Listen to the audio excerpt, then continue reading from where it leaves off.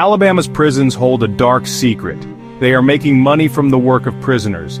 This is not just about prisoners working. This is about forcing them to work for almost no money. This system is called peonage. It is a system designed to keep people trapped. Peonage has deep roots in American history. After slavery ended, many southern states needed workers. They found a way to get them through prisons. They created laws that made it easy to arrest people for minor offenses. These people, mostly black Americans, were then forced to work. Today, peonage looks different but feels the same. Alabama prisons still profit from the labor of inmates. These inmates, again mostly black men, work for very little pay. They work for companies that make big profits. This system is a clear reminder of the injustices of the past. In Alabama, the legacy of slavery is not confined to history books. It is very much alive and thriving in the prison system, where modern-day peonage exists under the guise of rehabilitation and prison labor programs. Despite the legal abolition of slavery in the 19th century, peonage, a form of coerced labor that closely mirrors slavery, never truly disappeared. It simply evolved. This is where Alabama's prison labor system comes into play.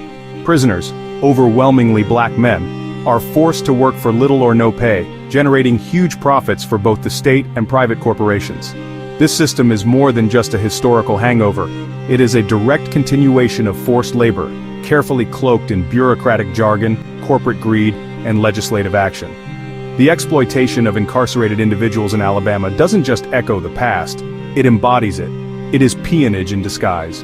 The architects of a modern-day system of peonage. Modern-day peonage in Alabama wouldn't be possible without a web of complicit stakeholders, from lawmakers to law enforcement to corporate interests, that have allowed this exploitative system to thrive for decades. The role of politicians. At the core of this system are state politicians, many of whom have been complicit in enabling forced labor in prisons. Over the years, Alabama lawmakers have passed and upheld laws that directly contribute to the continuation of peonage. These laws allow incarcerated individuals to be put to work for little or no wages, while the state profits from their labor. Governors like Kay Ivey, along with state legislators, have repeatedly ignored calls for reform, prioritizing the economic benefits of prison labor over human dignity. In Alabama, sentencing laws have been deliberately constructed to create a steady stream of incarcerated workers. The state's high incarceration rate, disproportionately affecting black individuals, ensures that there is always a pool of cheap labor ready to be exploited. Politicians pass laws with vague promises of rehabilitation, but in reality, they are perpetuating a system that ensures long-term incarceration for minor offenses, where the real motive is maintaining a flow of incarcerated individuals to work at low or no cost. Law enforcement, the enforcers of injustice. The Alabama prison system is fed by a criminal justice apparatus that continues to disproportionately target black communities. Local law enforcement and the judicial system contribute to the system of peonage by arresting, prosecuting, and sentencing black people, often for nonviolent crimes or petty offenses, into a system that relies on forced labor. In many cases, individuals are locked away for drug offenses, petty theft, or property crimes. These crimes, often tied to poverty or racial profiling, lead to lengthy prison sentences where individuals are forced to work in prison labor programs. The over-policing of black communities has ensured a constant supply of individuals funneled into the prison industrial complex. Corporations profiting from exploitation.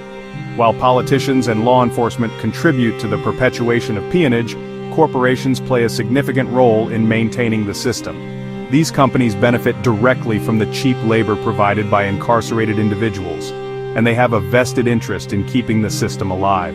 Several corporations have contracts with the Alabama prison system, where they exploit inmates' labor to reduce production costs and increase profits. Some of the major companies benefiting from this system include Victoria's Secret. The lingerie giant has been connected to the prison labor system through its contract with private prison companies that lease out inmates to manufacture goods. AT&T, the telecom giant, uses prison labor for its call centers, exploiting incarcerated individuals for their cheap labor while profiting from the service. Whole Foods. The grocery retailer has used prison labor for food processing and packaging, further driving down costs at the expense of incarcerated workers. Chevron. With its oil production, Chevron has benefited from prison labor in refineries paying little to nothing for the labor of inmates. Walmart. Walmart is another major retailer that profits from prison labor, with inmates used to manufacture goods sold in stores across the country. McDonald's contracts with companies that use prison labor to process food products, continuing the exploitation of cheap, incarcerated labor.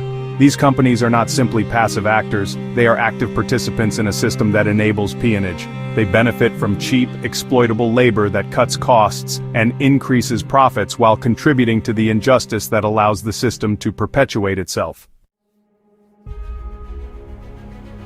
This system of exploitation thrives because powerful groups benefit from it.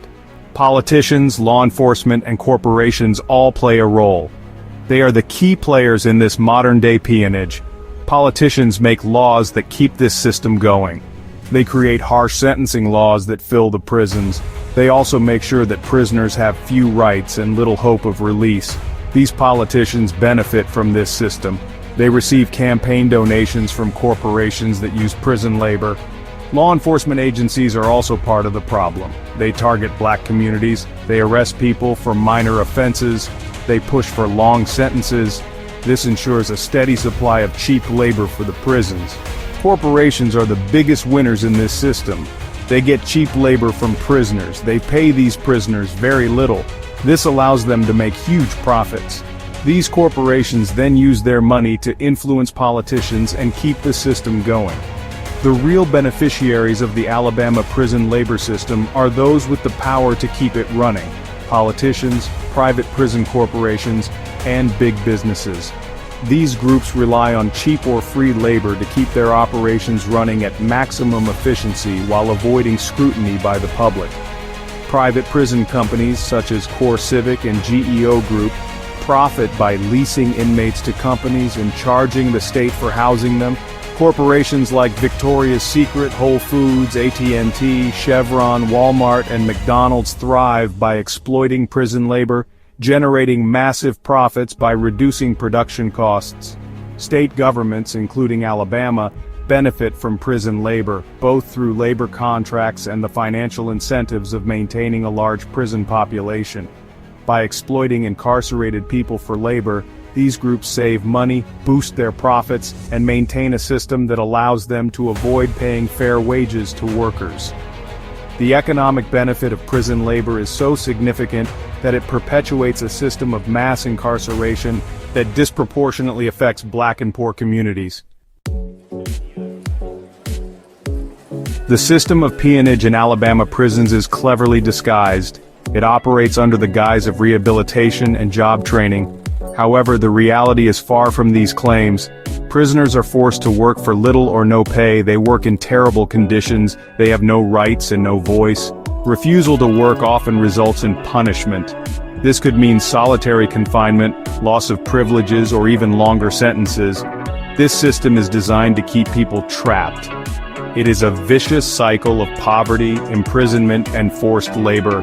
This system benefits the powerful at the expense of the vulnerable. Peonage is defined as a system in which individuals are forced to work to pay off a debt or to serve a sentence, often under coercion or threat of violence. While it may not appear identical to historical slavery, Alabama's prison labor system is a modern iteration of this form of servitude. Inmates are treated as property, forced to work for little to no wages, often under harsh conditions, with the implicit threat of punishment for non-compliance. Inmates are often assigned menial, labor-intensive jobs such as working in farms, factories, construction, or landscaping, producing goods and services that benefit corporations and private interests. In Alabama, these prisoners generate millions of dollars for the state and private businesses, yet receive nothing in return for their work. The contradiction is clear. If incarcerated individuals are safe enough to work in the community, why are they not safe enough to be paroled or released? The reality is that the prison labor system exists because it is more profitable for the state and private businesses to keep inmates incarcerated while they work.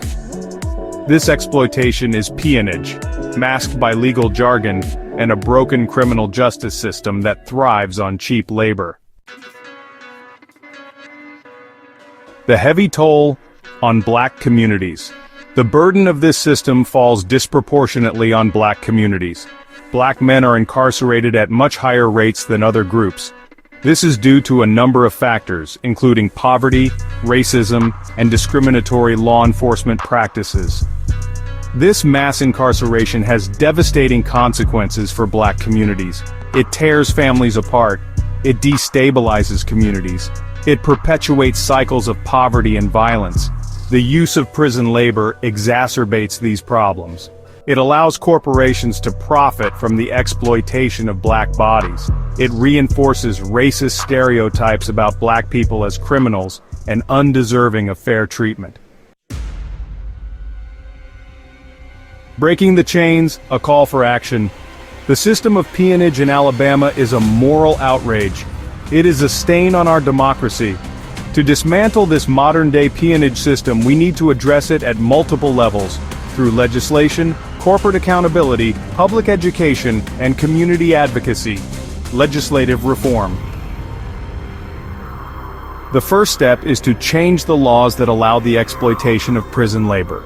This includes repealing the 13th Amendment loophole, which allows slavery as punishment for a crime. Reforming sentencing laws to reduce the number of people incarcerated, especially for nonviolent crimes.